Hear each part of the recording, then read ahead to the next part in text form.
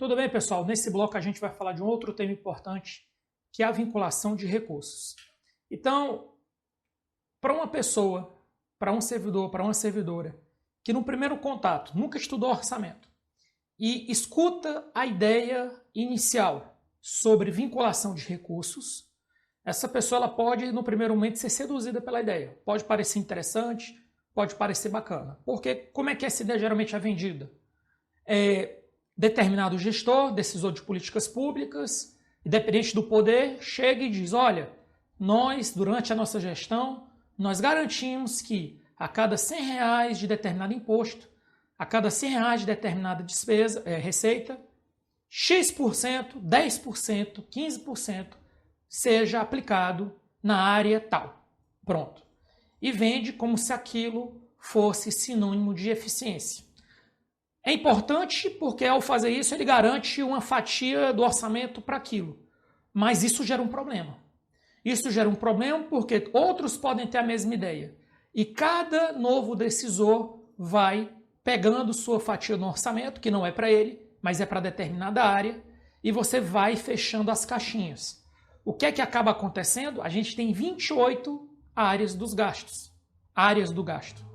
E aí essas 28 áreas dos gastos podem ter necessidades que muitas vezes vão estar concentradas em poucas áreas. Então, uma área que geralmente precisa de muito recurso é a área de saneamento.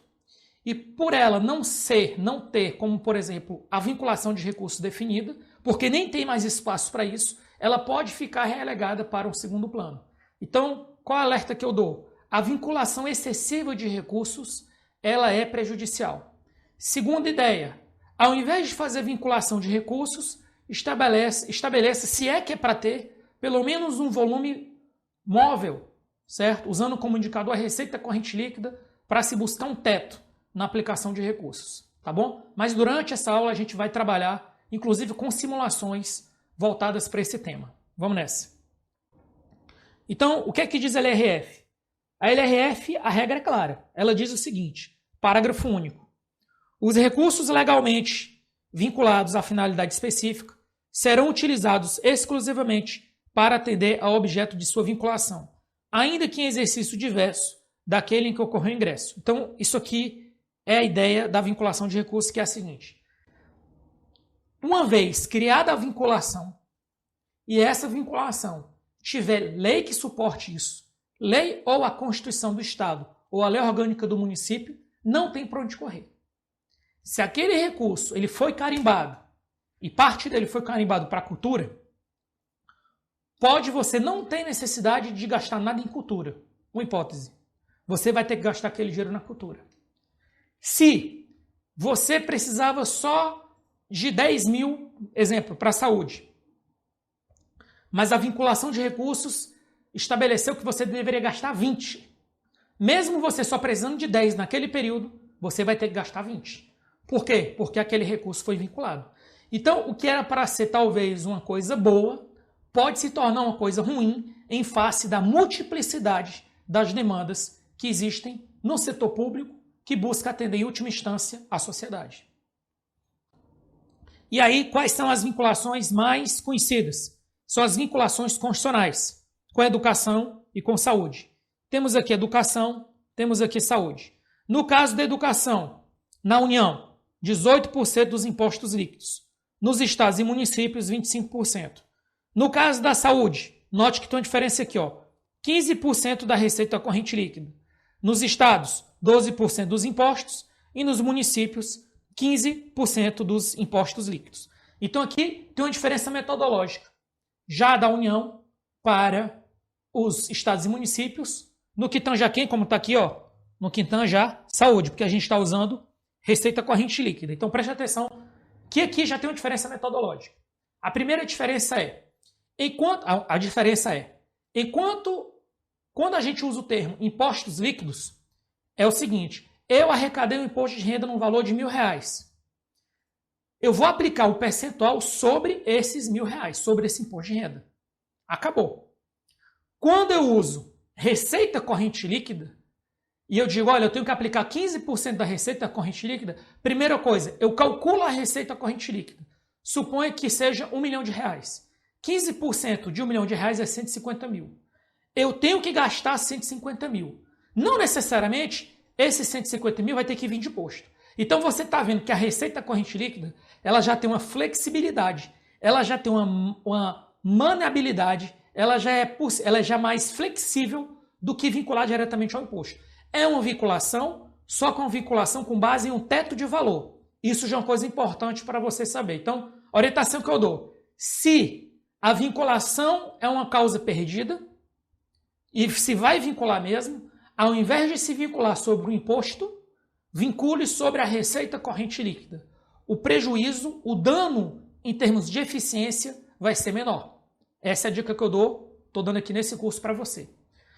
E aí vamos voltar para a União e depois eu vou partir para a simulação. Um detalhe, na União, apesar de aqui estar escrito 18% e 15%, com bases diferentes, aqui são impostos líquidos e aqui é receita corrente líquida, como a União está sob ela deve cumprir o que está na Emenda Constitucional 95 de 2016, então na União como é que vem funcionando desde 2017? Você pega o valor gasto em 2016, que foi o valor pago das despesas primárias e dos restos a pagar pagos, e corrige pelo IPCA. O primeiro ano foi 7,2%. A partir daí, você pega o valor que você autorizou no ano anterior, corrigido pelo IPCA. Isso serve para a saúde e serve para a educação. Com isso, o que é que a União acabou fazendo, certo?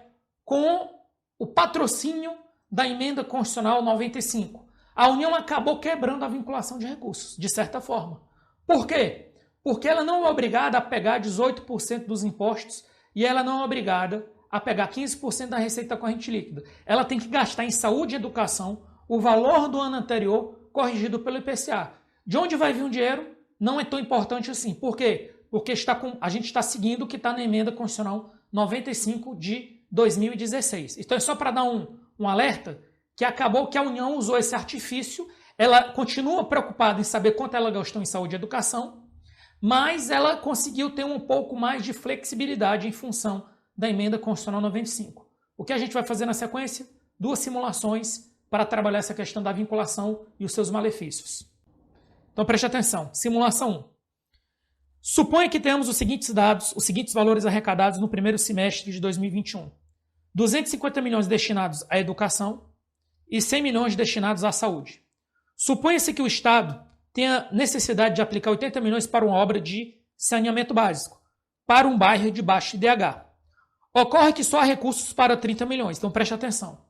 Eu tenho valores para saúde, valores para educação, e eu tenho necessidade de ter uma obra de saneamento no valor de 80 milhões. E eu só tenho 30, eu preciso de 50. Só que eu vou te dar outras variáveis para nossa decisão. É sabido que a falta de saneamento básico contribui para a proliferação de doenças, ou seja, afeta a saúde, e dificulta a condução de aulas nas proximidades de locais com cheiro de esgoto. Tem a ver com a educação. Tem a ver, mas não é exatamente educação e não é exatamente saúde. É, digamos assim, uma relação direta. Não vou dizer nem que indireta, é uma relação direta. Mas não é saúde e não é educação. Supõe ainda que devido à redução da taxa de natalidade, o número de matrículas dos últimos 5 anos tenha se reduzido em 25%, reduzindo o gasto com merenda e material escolar. Aí vem a pergunta. Nessa situação, eu poderia pegar esse recurso da educação e realocar para saneamento?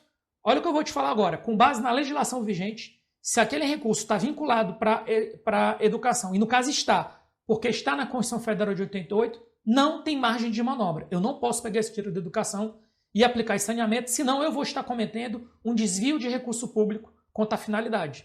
Então você viu que nesse caso a vinculação de recurso foi ruim, tá ok? Na situação em tela, o Estado não pode utilizar o recurso de saúde ou educação para saneamento, pois estará desviando a finalidade do gasto. Conclusão. Nessa simulação, a vinculação dos recursos causou ineficiência na prestação de serviços essenciais à sociedade, pois não se pode utilizar o recurso no saneamento e foi necessário alocar recursos em áreas que não possuem a mesma demanda de anos anteriores.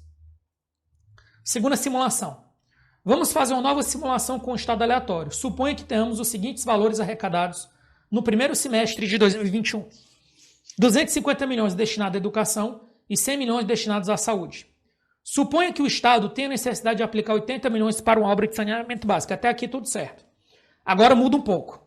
Ocorre que há recursos imediatos para 30 milhões e o restante será arrecadado no segundo semestre. Só que eu preciso dos 80 milhões agora. Então preste atenção. Eu estou com um projeto pronto, eu preciso de 80, só que eu só tenho 30. Só que eu tenho 30 já agora no primeiro semestre. Só que eu só vou arrecadar os 50 no final do ano. E aí eu estou com receio de autorizar a despesa e depois não ter o recurso até o final do ano.